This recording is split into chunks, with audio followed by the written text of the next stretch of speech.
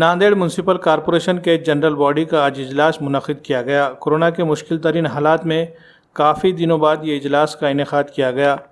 पिछले 1.5 सालों से ऑनलाइन इजलास के ज़रिए ही कॉरपोरेशन इंतज़ामिया अपने काम अंजाम दे रही थी।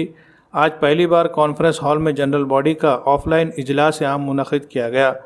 समाजी दूरी का ख्याल रखते हुए इजलास को 2 अलग अलग कॉन्फ्रेंस हॉल में लिया गया। एक हॉल में कॉरपोरेशन के तमाम महकमों के अफसरान और कॉरपोरेटर मौजूद थे, जबकि दूसरे हॉल में मीडिया नुमाइंदों को बैठने का इंतज़ाम किया गया। जनरल बॉडी के इजलास की कार्रवाई से मीडिया नुमाइंदों को वाकिफ़ करवाने के लिए वीडियो कॉन्फ्रेंसिंग की मदद ली गई। इजलास की कार्रवाई को बड़े स्क्रीन पर नशर किया गया। जनरल बॉडी के इजलास में जमकर हंगामा हुआ। शहरी मसाइल पर अवामी नुमाइंदों ने इंतज़ामिया को घेरने की कोशिश की। इसमें पीर बुरहान में आबी सरबराही के औकात पर मकामी कॉरपोरेटर फ़ारूक अली ख़ान ने अपनी बात पेश करते हुए पीर बुरहान में रात 11 बजे के बाद आबी सरबराही की जा रही है, जिसकी वजह से लोगों को रात देर तक जागना पड़ रहा है। पानी के लिए रात में लोगों की नींद ख़राब हो रही है। हालांकि पड़ोस की बस्तियों में ऐसा नहीं है। सुबह या शाम के औकात में आबी सरबराही की जाती है। मुस्लिम बस्ती होने की वजह से यहाँ रात देर से आबी सरबराही किए जाने का भी इल्ज़ाम उन्होंने लगाया और फौरी इन औकात में तब्दीली लाकर लोगों की सहूलत के हिसाब से वक्त मुकर्रर करने की मांग की। इसी तरह नैयाबादी से कांग्रेस पार्टी के कॉफ मेंबर मुंतजिबुद्दीन ने आसरा नगर के कब्रस्तान में बाउंड्री वाल की तामीर और यहाँ मैयतों को गुस्ल देने के लिए तमाम जदीद सहूलियात से आरास्ता गुस्ल खाने की तामीर से मुताल्लिक़ एक अहम तजवीज़ को तहरीरी तौर पर पेश किया था, जिसे इजलास में मंजूर कर दिया गया और इजलास में शरीक तमाम अरकान ने इसकी तायद की। इसी तरह उन्होंने हैदराबाद के म्यूनसिपल अस्पताल में बुनियादी सहूलतें फराहम करने की भी मांग की। इसके अलावा आबी सरबराही से मुताल्लिक़ भी मसाइल पर उन्होंने इंतज़ामिया को मुतवज्जह किया। इसके अलावा 7वां पे कमीशन के तहत मुलाजमीन की तनख्वाहों की अदायगी के मसले पर भी इजलास में गुफ्तगू हुई। वज़ीराबाद में वक्फ़ बोर्ड के दफ्तर से मुंसलिक वक्फ़ अराज़ी ईदगाह की तामीर, अक़लियती तलबा के लिए हॉस्टल की तामीर और अक़लियती तबक़े के बेघर अफराद के लिए मकानों की तामीर की तजवीज़ को भी इजलास में रखा गया और इसके लिए भी रियासती हुकूमत से फ़ंड हासिल करने की कोशिश का मशवरा दिया गया।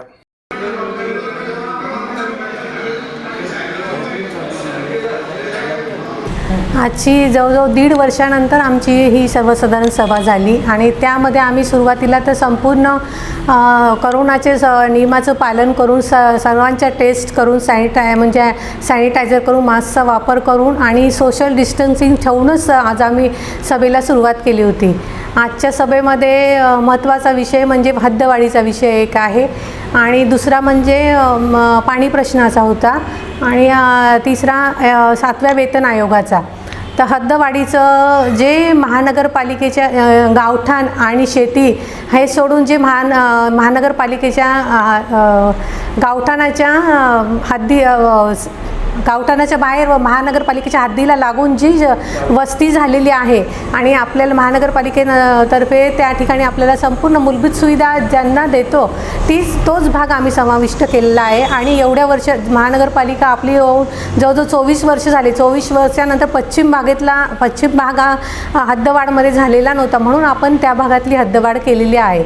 आणि त्यातले जे काही ठिकाणे ते महापौर, उपमहापौर, आयुक्त आणि अधिकारी जाऊन स्वतः पाहणी केल्यानंतरच त्या ठिकाणी सर्वे नंबर वगैरे देणार आहेत। आणि पाण्याचा प्रश्न तर आता विष्णुपुरी आणि कोटीतीर्थच्या इथल्या मोटारी बदलणं आणि ज्या काही दुरुस्ती असतील त्या करून कायमस्वरूपी जनतेला जास्तीत जास्त पाणी पुरवठा कसं करण्यात येईल यासाठीची पण तरतूद करण्यात आलेली आहे।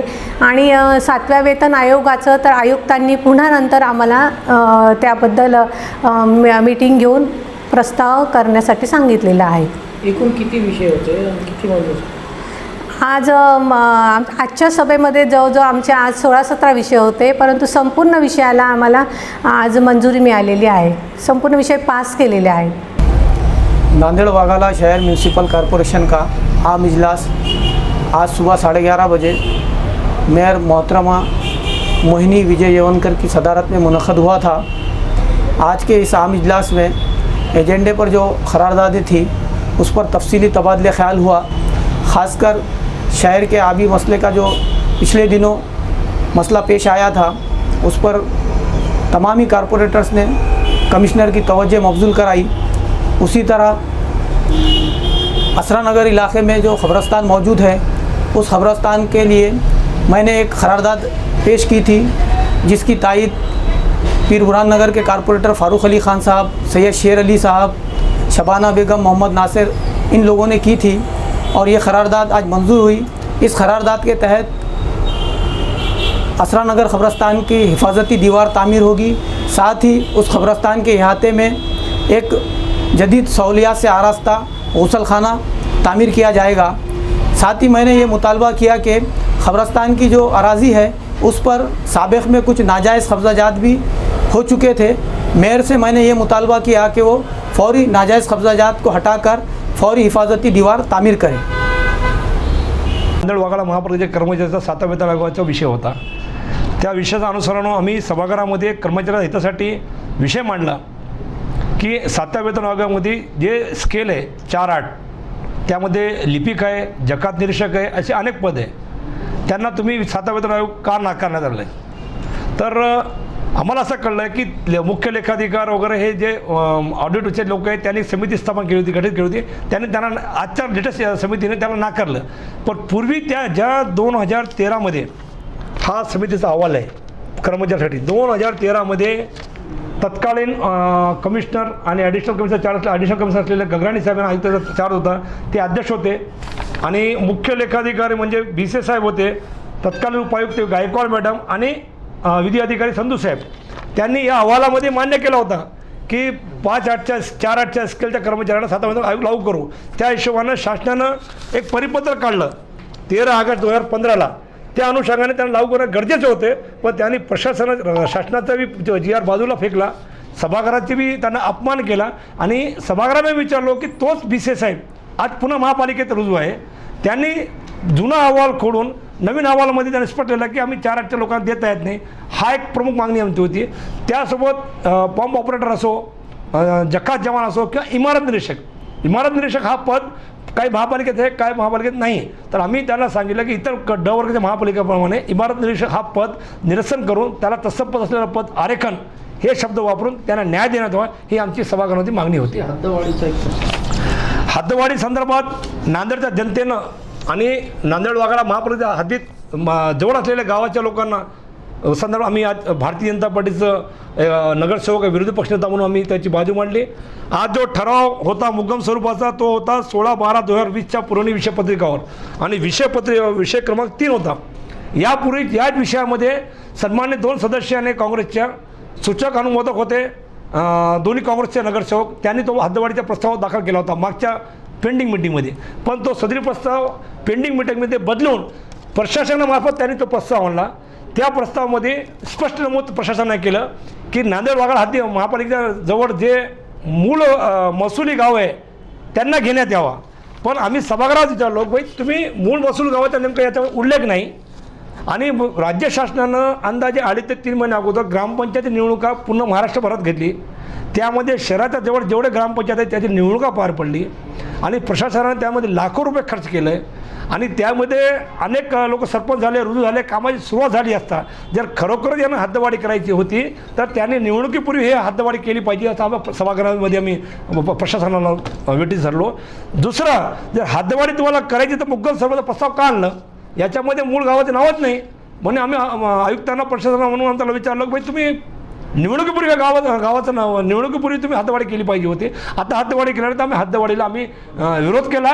व तसेच यापूर्वी जेवढे गाव होते वाघाळा वगैरे तरोडा बुर्ज वगैरे जेवढे गाव आले आसोदर तिथं बी लोकांना महापालिकेचा हद्दीत समावेश करून मूलभूत सुविधापासून वंचित आहे, त्यांना रस्ते नाही, नाली नाही, ड्रेनेजची सुविधा नाही। व तसं वाघाळा म्हणजे सिडको नगरपालिका असताना सिडको अडकोमध्ये आम्ही घरकुलचं काम करू शकत नाही, यांना मूलभूत सुविधा नाही, मग नवीन गावं घेऊन तुम्ही कुठून डेव्हलपमेंट करा, कुठे पैसे आणणार आणि मुघल स्वराचा ठराव असल्यामुळे आम्ही याला विरोध केला। काय चॅलेंज काय सभागृहात चॅलेंज म्हणजे काँग्रेसची एखादी सत्ता आहे आणि त्या सभागृहामध्ये बोलताना मला वाटतं माननीय सभापती तथा सभागृह नेता याचा तोल गेले असले असेल। विरोधकाची भूमिका म्हणून आम्ही विकासासाठी त्याला सपोर्ट करतो, पण जेव्हा एखादा अन्याय होतो तर आम्ही जेव्हा बोलतो तर त्यांनी तोल जाऊन न बोलता सन्मानानं वागू दिली पाहिजे। त्यांनी मला सभागृहात चॅलेंज केला की दीपक सिंग रावतनं तेवढा जाऊन पायी फिरून दाखवा बगड चपलीचं आणि त्याला पायाला माती लागले तर आम्ही नगरसेवकाचा राजीनामा देऊ. तर मी त्यांना तसंच भाषेत उत्तर दिलं. शेवटी मी ज्या पक्षातून आहे आणि शेवटी मी जिथून मी नेतृत्व करतो त्या अनुषंगाने मिळालो की दीपक सिंग रावतला तुमच्या चॅलेंज मला स्वीकार आहे. जर मी खरंच माझ्या पायाला चिखल लागलं तर तुम्ही नगरसेवकाचा राजीनामा देणार काय. यामध्ये हे वाद वाढत असताना अचानक काही सन्मान्य 2 सदस्यांनी काँग्रेसच्या त्यामध्ये आमचे बाबूरावजी गजबारी बी होते आणि उमेश चव्हाण होते. त्यांनी आमच्या खासदाराबद्दल अपशब्द वापरला. मी म्हणला भाई राजशिष्टाचार प्रोटोकॉलपर्यंत त्यांना सन्मान करा. आम्ही तुमच्या नेत्याचा सभागृहाचा सन्मान करता, तुम्ही आमच्या नेत्याचा अपमान करू नका. आणि मी त्यांना परत त्यांना बोललो की भाई तुम्ही कोणत्या पक्षाचे आहे. कारण की उमेश चव्हाणला बी काँग्रेसकडून बाहेर जाण्याचं त्या वंचित आघाडीमध्ये जाण्याची शक्यता आहे. आणि बाबूराव गजबारे मूळचे पीपल्स पार्टीचे सचिव झाले आहेत आणि नगरसेवक तर काँग्रेसचे आणि ते तुम्ही कोणत्या पक्षाचे मी त्यांना सभागृहाचा प्रश्न केला.